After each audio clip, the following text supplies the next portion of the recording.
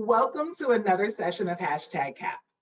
Hashtag CAP is an acronym that stands for the college admissions process. My name is Kiana Wilson, and I am honored to serve as your host for this April 2021 session. See, many of you young scholars have been with us before. We meet every fourth Saturday during the school year with a goal to assist you as you seek admission to the college of your choice by providing you guidance and support in completing the application and the enrollment process. So on a monthly basis, we prepare resources and we gather the best experts for you to reach that one goal, to get into the college of your choice. Interesting facts, I read this yesterday. Did you know that 29,000 high school seniors applied to Howard University this year? Yeah. And there were only 2,300 spots. So this is your school of choice for next year. You've got to have a plan. You've got to collect and utilize all your resources in order to execute on that plan. And we have those resources for you. See, our team answers your questions from how do I pick a school, to how do I apply, to what makes a solid essay, what do I need to do to get the school, what do I need the school to know about me, and how much college is going to cost, or even how do I pay for school. So in order to help find a school that's going to fit you, we're here to help you do that. And these are the type of topics that we tackle on a monthly basis. Hashtag CAP is a signature program created by Alpha Kappa Alpha Sorority Incorporated and produced locally by the Theta Pi Omega chapter under the leadership and guidance of Wannetta Haynie and Tanya Jackson, our president and vice president of programs, respectively. So if you're interested, sign up. If you're new or will be registering to return with us in the fall, let us know by saying so in the chat and we'll get your name on the list. See, next month is our final session of this school year, but our fall session will be right around the corner starting in September and going all the way through May. So let's get into it. This time of the year, we focus on having a positive outlook. We've studied, done our work, applied to programs, scholarships, and applied for jobs. And if we haven't, we are feeling confident that we can get these tasks checked off real soon. So our sessions are going to reflect just that. We're going to reflect the feeling of accomplishment and assurance about our futures. On today's agenda, we will learn about the ins and outs of financial aid. We have an expert on the call today who will teach you all you need to know about making sure your education is paid for and provide you with information you just can't get everywhere. I also thought today would be a great day to check in with you and make sure that you are all managing well through this process during this global pandemic. So we have for you a series of answers to frequently asked questions that should hopefully put you at ease. And then we're going to conclude our session with our hashtag CAP checklist. And we hope you enjoyed today's YouTube premiere. It's our first, and we are very excited. And so we thank Ms. Danielle in advance for producing this session and making it conveniently available on demand as well. She is always innovative and thinking of ways to bring you the best content to put in the best kind of package that makes it easy. So I think this method is truly going to be a hit. Make sure you let us know what you think. Throughout the session, chime in and add your kudos, your comments, and your questions. We have a chat moderators who are going to be checking for your engagement, and we will be sending out some special gifts to scholars who are really getting into it. So we're watching you. I'll turn it over to our special guest introduction. Have fun and learn. Good afternoon, students. We are excited to welcome Mrs. Wannetta Haynie to our program this afternoon. Mrs. Haynie is a graduate of Morgan State University, an HBCU based in Baltimore, Maryland. Students, I too graduated from Morgan State University, and we call ourselves Morganites. She works with the Morgan State University Department of Financial Aid and has been doing various roles since 2008. She currently serves as a senior financial aid counselor within the financial aid department. She is also a member of Sigma Gamma Rho, Sorority Incorporated, and an honorary member of Tau Beta Sigma Honorary Band Sorority, also known as the Marching Machine, I should say, the Magnificent Marching Machine. Most importantly, she is ours for the next 20 minutes or so. So without further ado, let's welcome Mrs. Haynie, my Morganite sister. Good afternoon. Thank you so much for having me. Again, my name is Mrs. Wannetta Haynie. I'm the Senior Financial Aid Counselor at Morgan State University, and I'm just going to share a little bit of information with you about the financial aid process. This isn't specific to Morgan State University, but if you decide to come, please come join us. The information I'm going to share, you can definitely take wherever you decide to go. So at this time, I'm going to go ahead and share my screen. So paying for college is the most important thing that students and parents can do together so they're making smart decisions in their education. So again, I'm going to go over a few ways that you can finance your education. So first, a little pop quiz. Collectively, students have left roughly how much aid on the table by failing to fill out the proper financial aid documents in a timely manner? You have A, $2 billion, B, $1 million, C, $5 million, or D, $1 billion. For those who answered A, $2 billion, you are correct. $2 billion is a lot of money that goes unaccounted for because students and sometimes parents, again, fail to submit the proper documentation in a timely manner. There are multiple ways that you can tackle the cost of tuition at your prospective college or university. We're going to go over a few of those ways today. You have your federal aid, your state aid, your institutional aid, your outside grants and scholarships, your private sources, your loans, payment plans, and work-study programs. Here's where you want to start. You always want to start with the FAFSA. The FAFSA stands for Free Application for Federal Student Aid. The FAFSA is the financial aid form for accessing federal grants, federal student loans, and federal work-study programs.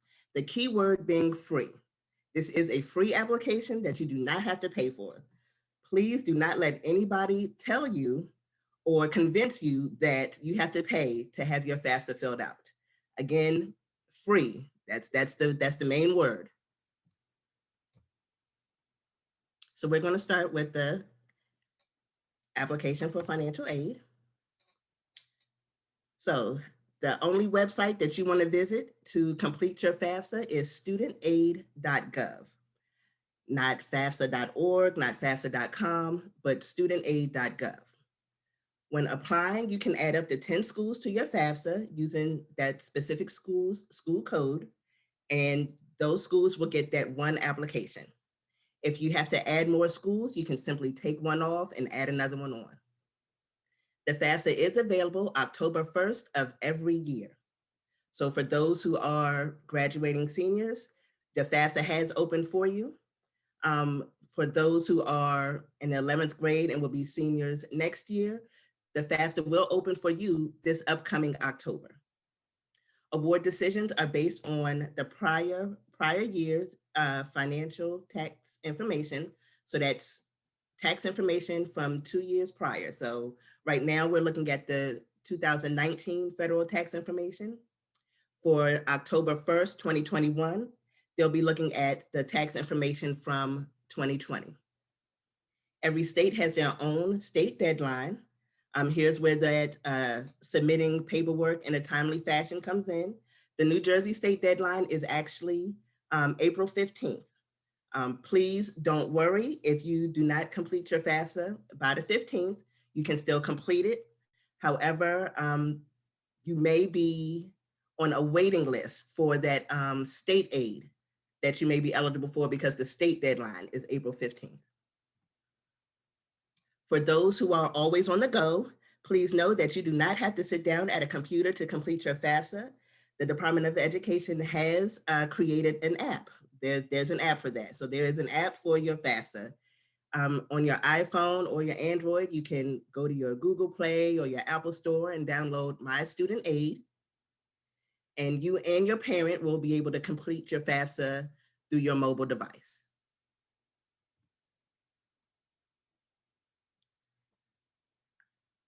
Another part of the FAFSA process may be verification. Verification is a process used to confirm the information that you put on your FAFSA. It doesn't mean that if you are selected for verification, it doesn't mean that you did something wrong. It's just a random draw. So the Department of Education may choose your FAFSA to be verified. So if you are selected for verification, additional documentation may have to be submitted to your school's financial aid office, or they may have a designated verification vendor that you'll have to submit your documentation to prior to being awarded. So please be on the lookout for notifications if you are selected for verification. And please do not submit any documentation unless it's specifically asked for.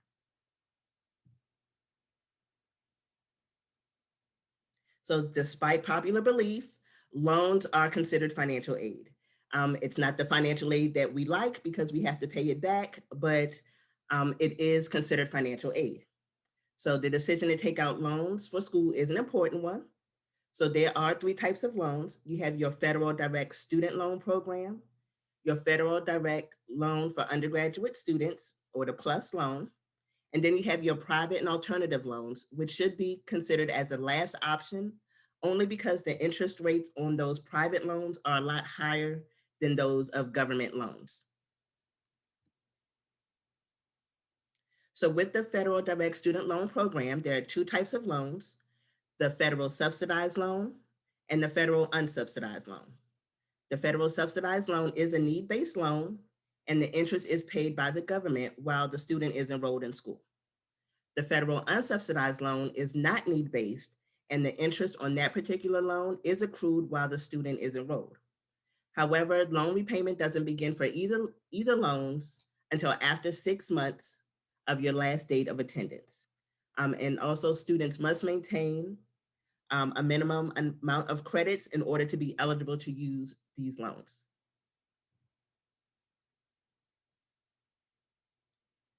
So what I'm showing you now is the loan limits, the annual loan limits for students.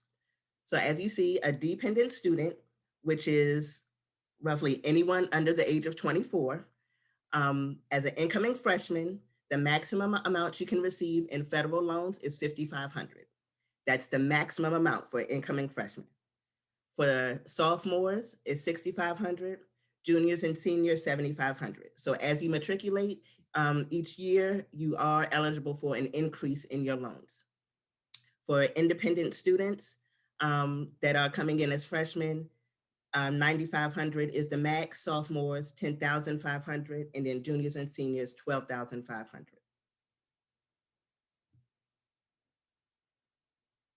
And the government did not forget about the parents, because we know the parents are the main ones financing this education. They have the federal direct parent loan for undergraduate students, or the PLUS loan. This particular loan is not need-based. It's available to all parents of dependent students. The parent is responsible for the loan repayment. It's based on the parent's credit. And if parents are denied the PLUS loan, the student is actually awarded an additional unsubsidized loan based on their classification. This particular loan can also be deferred for 1 semester.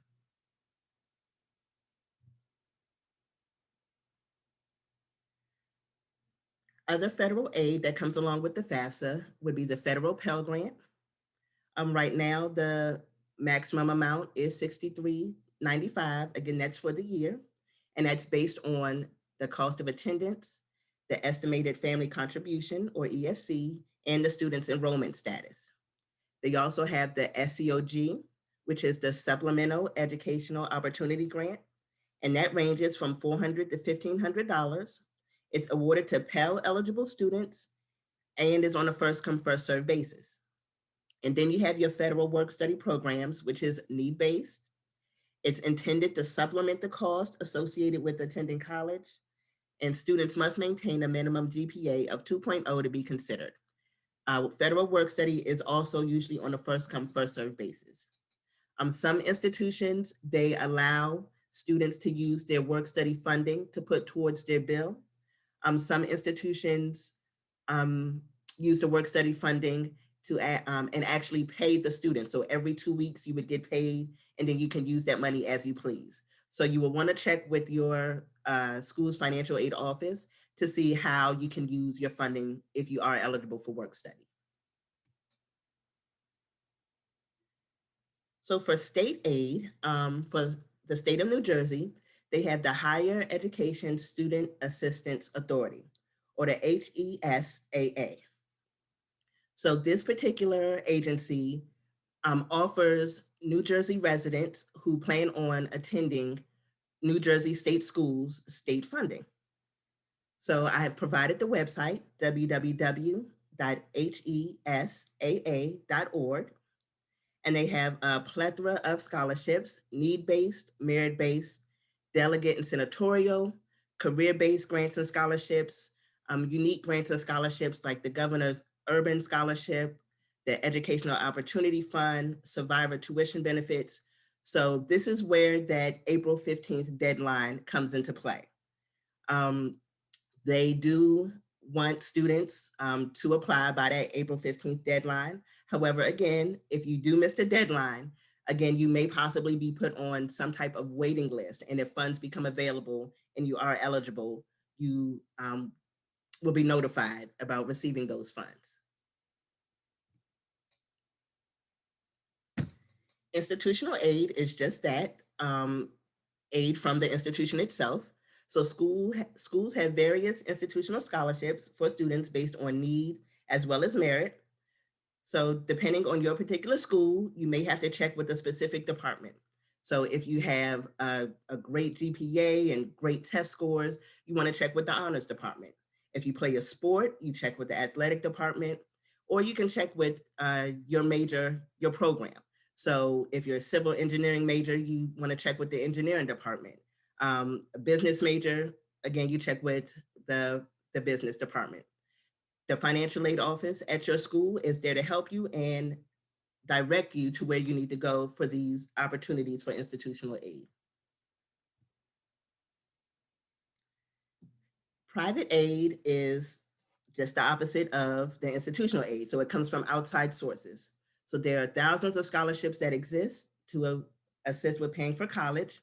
You can check with companies and organizations, the school's alumni associations, fraternities and sororities, interest group, churches. Your parents or your employer may also offer some type of tuition assistance.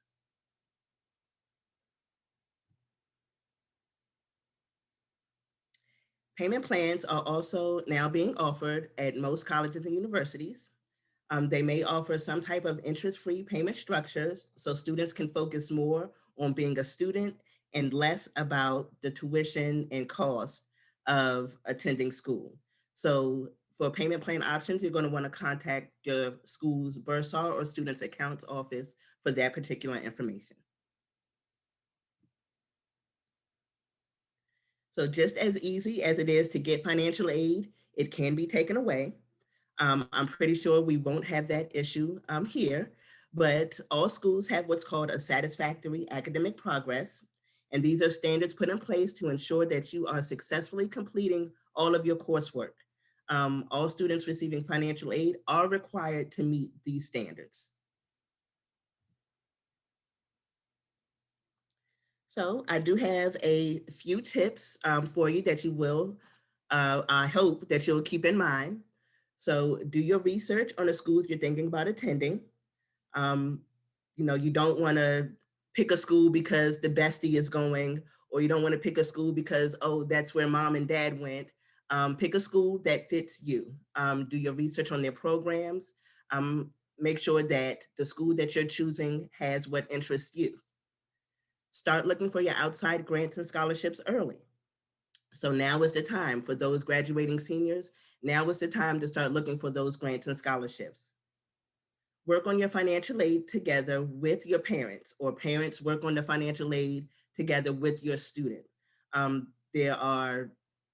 can't count how many times a student will come to my office and I ask them what they need and they simply say they don't know because mom gave them a call and told them to come to the financial aid office and they don't know why they're there.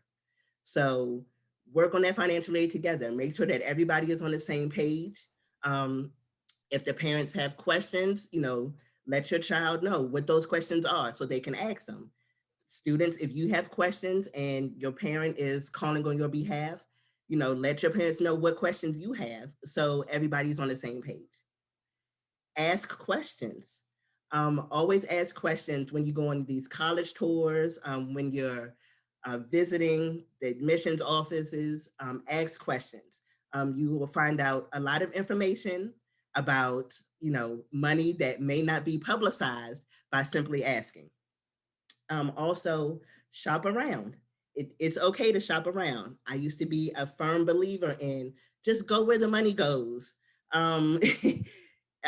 Yes, you get a scholarship for $10,000 to go to Howard. However, Howard costs $30,000 a year. So where are you going to get that other $20,000?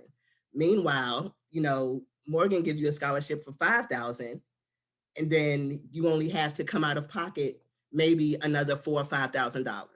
So you got to do what's feasible for you and your parents. So it is okay to shop around. It is okay to go with the lesser award if, again, it's feasible for you and your family. I would like to thank you guys for having me and for listening to this presentation.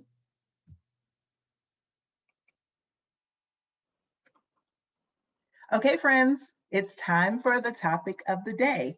And as promised, we are going to walk through a series of frequently asked questions on #CAP and how COVID-19 is affecting that process. So let's get started. So a question that we get asked a lot is, how can I find a college or a university that's right for me during the pandemic? Well, there's a lot of resources out there and there's a lot of information. So I'm just going to provide you with one resource, okay? And there's an organization that's called Raise Me. And you see on their website, you can use the college search feature to give you details about over 2,300 colleges and universities, including facts about popular majors and the types of micro scholarships that are offered by each campus. Additionally, using Raise Me's college recommendation feature, you can view personalized recommendations of colleges and universities based on those that you've previously viewed and explored. So it keeps a track of your history, so to speak. And then the college profiles that are on Raise Me also have an exclusive information on each college, kind of like campus testimonials from students that are currently attending these schools, and the estimated net price that you'll pay to attend that school after factoring in grants and other forms of financial aid. If you want more information on Raise Me, you can just follow the website at the bottom of the screen. All right, next question. How can I tour colleges and universities? And I know a lot of you guys are pretty savvy on the computer, so I know you know how to get to these colleges and universities. But for those of us who may not have thought about it, here's some answers. You can do some virtual tours. You visit your school of choice through the colleges and universities that are offering those virtual tours. They're pretty cool. They show videos, they walk you through the campus, show pictures. So you get to see a lot more and, well, your feet aren't tired. Okay.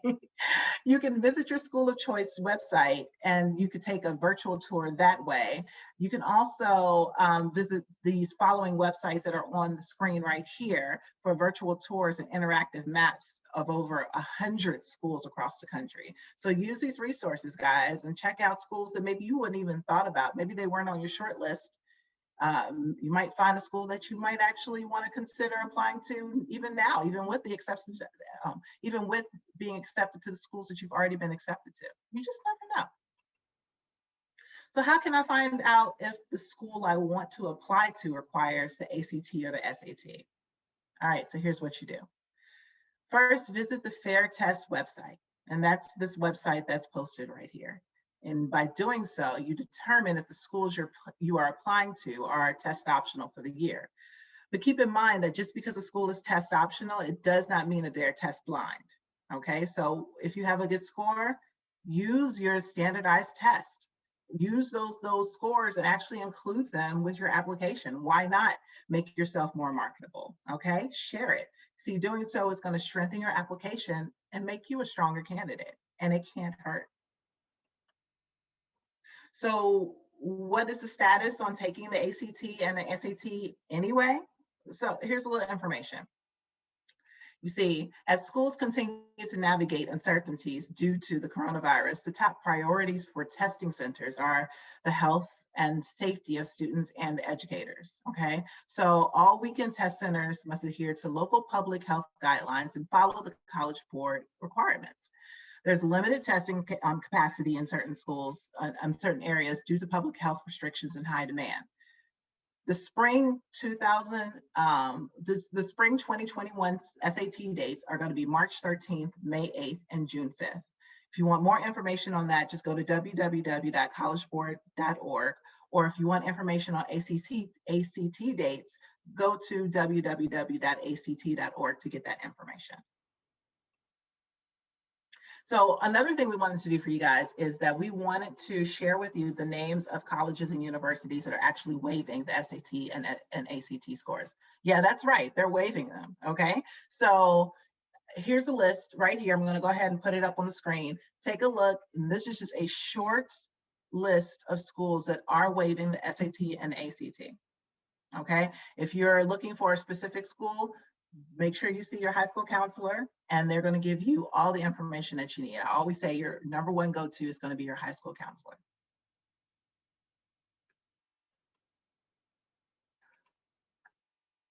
Okay, so what about scholarships? Where can I find current scholarship offerings from home? There's 3 websites. I put them up here for you. You can just go ahead and just type those in, and there are several scholarships that you can find. Go ahead and apply to them. The worst thing you could do, guys, is not apply to a scholarship. There's always money left on the table. Don't do it. Don't leave that money out there, okay? And where can I find information about how the pandemic may impact my financial aid package? Well, you just heard from Mrs. Haynie, and so she gave you some really great information. But if you're still looking for more information, you can reach out to her. She gave you her contact information, but just keep this in mind. Many colleges are accelerating their communications with families regarding admissions decisions and financial aid to students so that students can plan in advance in light of what's happening with COVID-19. So for the most updated information pertaining to a college's financial aid policy, such as what you do if you like to appeal your financial aid offer in light of these unexpected circumstances, just contact that school's financial aid officer. And I've got one more for you. How can we stay on track for future readiness amid COVID-19? I mean, we clearly didn't know that we were going to be here a year later. Many of us thought it was just going to be 2 weeks. Some people thought it was going to be 2 months. So we don't know what the future holds, although we keep a positive outlook. That's right. But we don't know what the future holds. So we want to stay on track. And so in order to do this, guys, you want to stay on top. You want to visit this website here down at the bottom, the Zello World, and they have really good tips on how to prepare during this pandemic, okay? They're gonna help you figure out how to stay on top of college applications. They're gonna help you in arranging virtual campus tours. They're gonna help give you ways of using your school counselor as your valuable resource, arranging virtual job shadowing opportunities, and so much more. So use this information, use these resources to your benefit, and get yourself ready for college. Don't worry about this pandemic because we still have a future and we're still going to look forward to it. Okay. All right. So as we end every session, we always want to make sure that our juniors and our seniors are where they need to be. So here is the CAP checklist for April. Juniors, this is what you need to be doing. If you're not doing this, or if you haven't done it already, I need you to focus on these things. Study for that SAT and that ACT and register to take it, okay? Apply for scholarships and grants. Research admissions requirements for your short list and register for challenging courses for the senior year, okay? We always want to think of how to make ourselves more marketable and get ourselves super ready for college. And seniors, no senioritis, guys. Don't drop out on me now. You're almost there. So make sure that now that you're starting to get those acceptances in, you want to research those scholarships and grants. Okay. You want to compare your financial aid award letters, and you want to make your final school decisions. Okay. And you, along with your parents or your people, want to make sure that you're marking your calendars with important deadlines: registration, orientation, housing, financial aid. All right. We're doing this so we can stay ready. We get ready and we stay ready. Okay.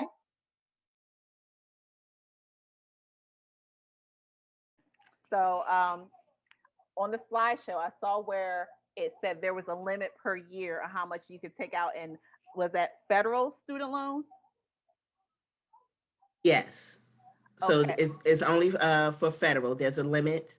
There's a limit for the year, and then there's an overall limit For the lifetime, how for the much? lifetime. Yes. Yes. Okay. So would that mean if a school costs, say, like 30,000, you had student loans for 5,500 for your freshman year, and say like your scholarship merit award was only 5,000, you would have to then try to come up with the balance either through other scholarships or through private student loans. Is that what that would mean? Yes. Yes. Okay. So I think for our students, they need to understand what their debt is going to be when they are deciding on which college to choose. So can we just reiterate that point?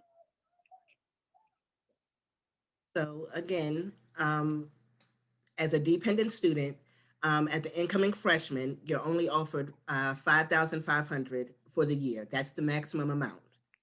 And again, that's going to be split in half for each semester. Once as you matriculate, yes, the student loan increases. So once you become a sophomore, you have your 6,500 max, and then juniors and seniors 7,500 max. So I know there is like a issue slash a crisis with student loan debt. So can you just explain how if not having enough in your scholarship grants and federal student loans, how that would affect a student if, say, they decided to go to a school that did not give them enough money and they decided to take on a lot of private loans? How would that affect them 5 years after they graduated? With private loans, because the interest rates are really high, that's why the first thing we suggest is try with the federal loans first. And that includes the loans that are offered with FAFSA and the Parent Plus loan, because that is also a federal loan. A lot of parents are like, oh, I don't want a loan in my name, because if it is approved, then yes, the parent does have a loan in their name. But in the long run, it does help the student with less debt. I know there are some private loan programs like Sally Mae that want the students to pay at least on the interest of the loan while they're still enrolled in school, which kind of defeats the purpose, because we know these students don't have the money to pay for school, so how are they going to pay on these loans? So we highly recommend with the federal loans. We highly recommend looking for those outside grants and scholarships. A lot of students, they tend to not apply for those outside grants and scholarships because maybe they have to write an essay. A 500-word essay really isn't that hard once you think about it, because most of the time they're asking you to write about you, and nobody knows you better than you. So, putting that down on paper, it should be fairly easy. And then you can use that same essay for multiple scholarships, because again, a lot of them are asking, tell us about yourself, or, what are you going to major in, and how are you going to, give back to your community with this particular major. So we highly encourage that students, they start on those essays now, save them, update them as they do more stuff, as they do more community service, update those essays. So whenever a scholarship becomes available, you have no problem submitting that documentation. So I have another question about institutional scholarships. Now, is that by the departments, or is that from the Alumni Association? How exactly do the institutional scholarships work? And can you explain just a little bit more about those? Yes, so the institutional scholarships are mainly from specific departments. It may be from the admissions office, like an admissions recruitment grant. It may be from the financial aid office, some type of institutional aid, an engineering grant. So the institutional aids are mainly from the institution. They may have some type of foundation. The school may have a foundation that uses, that provides aid. With alumni associations, those are usually considered outside grants and scholarships, but there are a lot of schools have local alumni associations in different states. So there may be an alumni association in New Jersey for students, for alumni from North Carolina A&T. So if you contact the school and the alumni association, you can probably get a listing of those local chapters and then contact them and say, hey, I live in New Jersey. I plan on attending North Carolina A&T. Is there a scholarship available that I can apply for? So, Ms. Haynie, one thing that I recall from being in college was just honestly being ignorant to a lot of this information.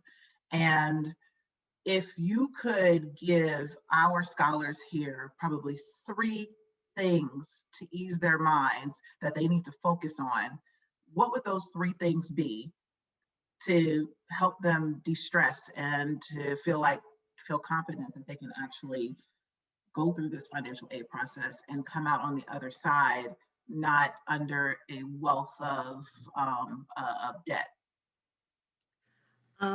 The 3 things I would probably give is please be patient. There is a lot going on, and everything isn't as fast as it used to be, or it's not as fast as you want it to be. So, please be patient.